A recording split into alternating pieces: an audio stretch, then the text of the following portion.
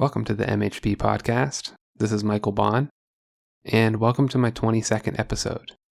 Tonight I want to talk about what the church is missing. Now, when I say what the church is missing, I don't mean every church everywhere. I also don't mean to say that the church is getting things wrong. I think many of our church leaders are correct and do a fine job in the areas that they pay attention to. It's the areas they don't pay attention to that I'm concerned with today. So before I get into this, I want to tell you something that I think is true. The world is moving forward. We cannot be dependent on the accomplishments of our ancestors to the degree that we render ourselves incapable of discovering new ideas. But here's the thing about new ideas. Almost all new ideas are stupid and dangerous. There's a reason why certain ideas stand the test of time, while most fade into the ash heap of history. But here's the other thing about new ideas. Within the tangled mess of bad ideas, there will always be one or two that are absolutely vital to the continuation of mankind. Our job is to be diligent and careful as we seek to uncover new ideas. In this effort, free speech and critical thinking are mandatory. I'm about to begin teaching a weekly Bible study. I plan to podcast each of these lessons for you, as well as teaching them live at my church. With these classes, I hope to begin what is likely to be a very long process of bridging a very short gap. The gap is between what you know with your heart and what you know with your mind. I would say that most churches, especially megachurches, are doing a fantastic job of speaking to your heart. The Bible has a way of cutting right through to your conscience and telling you things that you just know to be true. You can feel it. Speaking to your heart has been enough throughout most of human history. In our culture today, it is no longer enough. We have to be very careful here.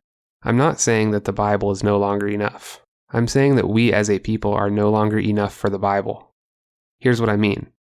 Almost all people in the West are educationally developed in a secular school system. This would be okay if the school system stuck to the disciplines, but they don't. Humanity has built up a religion around the disciplines. Secularism is that religion. It is an ideology. An ideology can be defined as something that tells an incomplete story as if it is complete. That is what secularism does. The disciplines do not do that. In their truest forms, science, history, anthropology, archaeology, psychology, etc., are worldview independent. Facts are neutral with worldviews. If I light a piece of wood on fire, it will burn the same way whether I'm a Buddhist, Jew, Christian, Muslim, or atheist. That's because facts are independent of values. But this independence goes both ways. Since facts are independent of values, I cannot derive values from facts. This means if I try to build a worldview on empirical evidence, I end up with a worldview where values have no authority. This means I have no absolute right or absolute wrong, and everything is relative. Sound familiar? That's what building a worldview on science gets you. Today, we cannot rely on speaking to the hearts of people through the Bible because people in the West are ensconced in the religion of secularism. What did God do in the Old Testament when the Israelites went off to worship idolatrous religions? He gave them special object lessons to extract them out of the idolatry and set them back on track. That's why many of the laws and utterances of God in the Old Testament sound silly or downright brutal to us today. Because we are not Iron Age Israelites caught up in Canaanite religion. If you saw a baby crawling around in a diaper, you would automatically infer that the baby has not learned to walk or use the restroom yet. If you saw an adult crawling down the street in a diaper, you would call the police. In one very specific way, our nations in the West are babies crawling around in diapers. What I mean is that we need object lessons to extract us from the religion of secularism. Today, most of us are trained to think with our minds and base our hypotheses on empirical evidence. This is an absolutely wonderful byproduct of the Enlightenment. The world has enjoyed vast improvements and advancements at the hands of science. But because of this training, we tend to apply science in domains it is not meant for. So, when a pastor is really great at speaking to the heart, he can fill a stadium with people who are listening with their heart. But that same pastor may get ridiculed at a university. Here's the reality we face. The number of people who are conditioned to favor the mind over the heart is growing. Our church attendance is decreasing in correlation. So, what is the church missing? I believe the church is failing to engage with the disciplines, or the facts, about reality. Remember, the disciplines and the facts do not belong to secularism or any other worldview. Why then do so many churches turn a blind eye to the disciplines? Because they are trying to get their facts from the Bible, and that is not what the Bible was designed to give us. The Bible is designed to give us values. We can use these values to build a structure through which we can engage the facts of reality. I need to unpack this.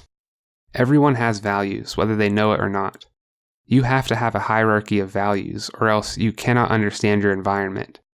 For proof of this, listen to my sermon on Holiness and the Hierarchy of Values in MHB 17. Your values produce a filter that you use to observe the world. The facts that pass through your filter are associated with your values. This is why an atheist scientist can observe genetic similarities between species and infer common ancestry, while a Christian scientist infers a common designer. This filter is built by your hierarchy of values, and it is called your a priori interpretive structure. Your a priori interpretive structure literally makes you see the world of facts differently. And everyone has one of these structures, even if they are not religious.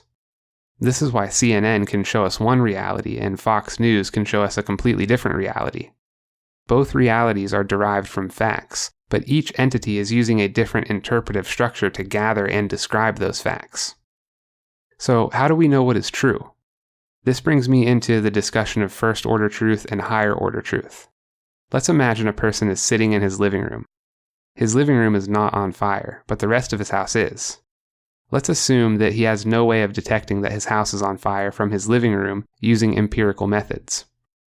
In one scenario, this person says that since he cannot observe that his living room is on fire, he's going to remain on his couch. In the other scenario, this person takes it on faith that his house is on fire and jumps out the window. The first person dies in the fire and the second person doesn't.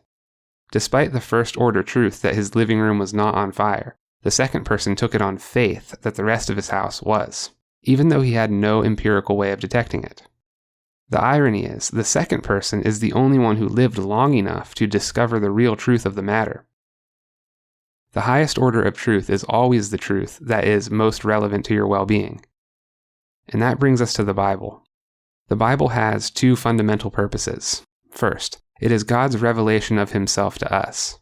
Second, it is instruction as to how we, as fallen humans, can share in his holy character. This instruction to be holy is meant to impart values onto us which will produce a filter through which we can engage the world of facts. This is where most churches stop. They read and teach the Bible to impart values, but they refuse to engage the world of facts through the disciplines of science, history, psychology, and the like. The consequence of this disengagement is a gap between the heart and the mind. People can know in their heart that their biblical values are true without knowing in their mind why they are true. This creates Christians who go out into the secular world and are forced to choose between being silent about their faith or being ridiculed because they can't explain why they believe what they believe. To the non-believer who emphasizes empiricism, it makes pastors look like they are saying, "Trust me," instead of "Trust God." But it doesn't have to be like this. The disciplines can become powerful tools for the church when engaged with the proper a priori interpretive structure. Imagine a Christian counselor who is equipped with the writings of the best psychological clinicians of our time. Imagine a teaching pastor who can explain the history behind how biblical values gave rise to the Enlightenment. Imagine a Christian biologist who can point out how God does not conflict with evolution. Imagine a social scientist who can draw the connections between the diminishing of biblical teaching and the atrocities of the 20th century. All of this is possible, and it might be required in the West. I think the biggest reason the church avoids this is because of a fallacy that says we as humans have a grasp on ultimate reality. People have been doing this for a millennium. They think they are absolutely sure of ultimate reality until they discover something that turns everything they thought upside down. There's this idea that we can gain good purchase on all there is through our five senses. If you think that's true, get on YouTube and watch Carl Sagan's Tesseract. Church leaders get stuck in this thinking as well. Then they back themselves into a corner where they have to say that everything in the Bible happened in a way that our limited senses would be able to perceive. So, instead of teaching the true point behind the story of Samson slaying 1,000 Philistines with the jawbone of a donkey, they are requiring that non-believers submit to that story literally before even giving them a chance to access the biblical truth behind it. Jesus spoke in parables for a reason. He understood the importance of a heuristic. A heuristic is a method of teaching that enables a person to discover or learn something for themselves. Think of it like this. Let's say that you're going to teach a teenager how to drive for the first time. When they get behind the wheel, you don't tell them to avoid certain atoms and molecules in front of them, although you would be factually accurate if you did. You tell them to avoid cars, sidewalks, trees, and guardrails, even though all such items are made up of atoms. They can't see all of the atoms and know how to avoid them. You give them this heuristic because it's the only thing they can perceive. If Jesus told us exactly how everything works, it would register with us in a similar way. We just could not possibly understand. Knowing this, he gave us parables that were meant to impart specific values. It's these values and knowing the character of God that are the purposes of the Bible. In my teaching, I want to focus more on these values and less on how the biblical account played out in our limited understanding of reality. If I can help people understand these values and bolster them by living them out and seeing the fruit of their enactment, then I can move on to the next step. The next step is encouraging people to get out there and engage with the world of facts using their value structure. I want to encourage people to use the disciplines to become better Christians and to stop worrying about how exactly things happened in Bible times. It's clear to me that the Bible's intention is focused on these values, or sharing in God's holy character, rather than being a comprehensive text of the facts on the ground during those times. I think believers everywhere would hear that and tell me it sounds like I'm saying the Bible is not true. This reaction is symptomatic of the problem. In order to know something is true in the highest sense, we would need a full grasp of ultimate reality. And guess what? No one has that. The Bible is the only ultimate truth that we do have. This is where our definition of truth needs to be understood. I'm saying that the highest order of truth is that which promotes well-being. This is because humanity cannot advance towards discovery if we are all stuck in instability and conflict. Now, what do I mean by well-being?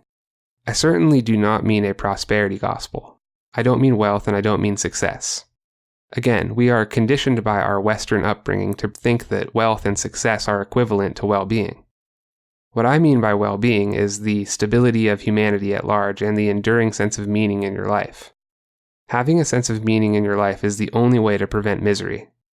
If you want further evidence for this, reference the increasing cases of depression and anxiety in the United States, the most free, most prosperous country the world has ever known.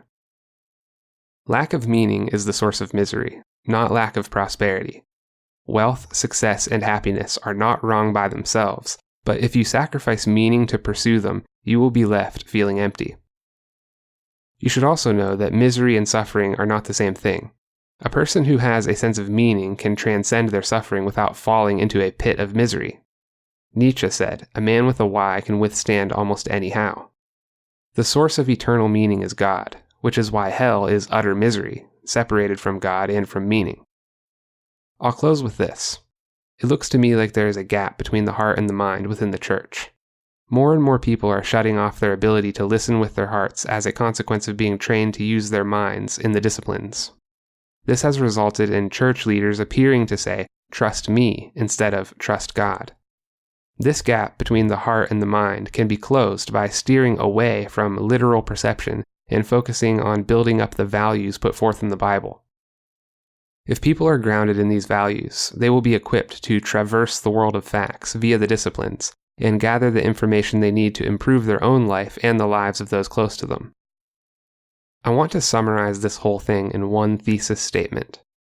My calling in teaching the Bible is to explain God's values to people so that they can engage with the disciplines in such a way as to promote the stability of humanity and to provide an enduring sense of meaning in each individual life.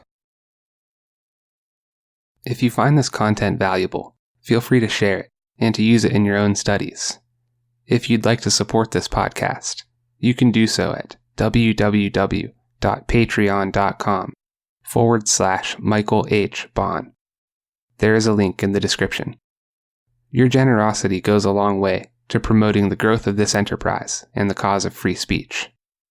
Thank you all for joining me this evening, and I will see you in the next episode.